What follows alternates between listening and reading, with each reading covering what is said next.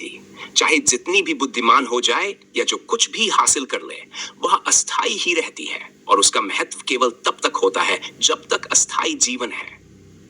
लोग शायद इस भ्रम में थे कि ध्यान आत्मा के निकट होता है, लेकिन मैं ये स्पष्ट कर दूं कि ध्यान भी अस्थाई जटिल बुद्धि की स्मृति कोश की एक कोशिका की प्रक्रिया है।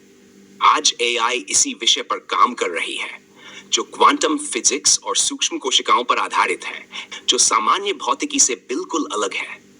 क्वांटम भौतिकी और सामान्य भौतिकी अलग-अलग सिद्धांतों पर काम करती हैं।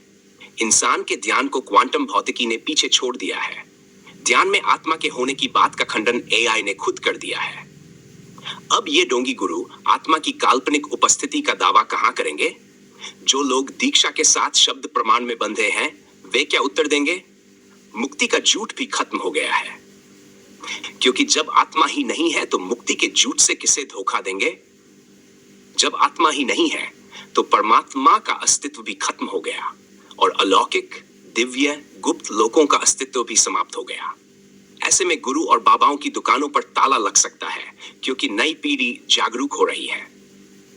गुरु और बाबाओं की बातें अब केवल मनोरंजन के साधन बनकर रह गई है।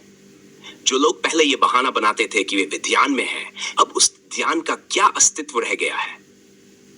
अस्थाई जटिल बुद्धि की कल्पना में खो जाना ही ध्यान कहलाता है, या किसी कार्य को पूरी दृढ़ता से करना ही ध्यान कहलाता है। और आज एआई इस ध्यान को बहुत कुशलता से कर रही है। धार्मिक आस्थावानों के ध्यान की मान्यताओं को एआई ने तोड़कर रख दिया है। अब आगे क्या होने वाला है, ये सब देखिए। धार्मिक आस्थावान लोग तो मानवता को कम नुकसान पहुंचा पाए, पर विज्ञान बहुत तेजी से इस कमी को पूरा कर रहा है। केवल 150 साल में इंसान का पृथ्वी से अस्तित्व समाप्त हो सकता है।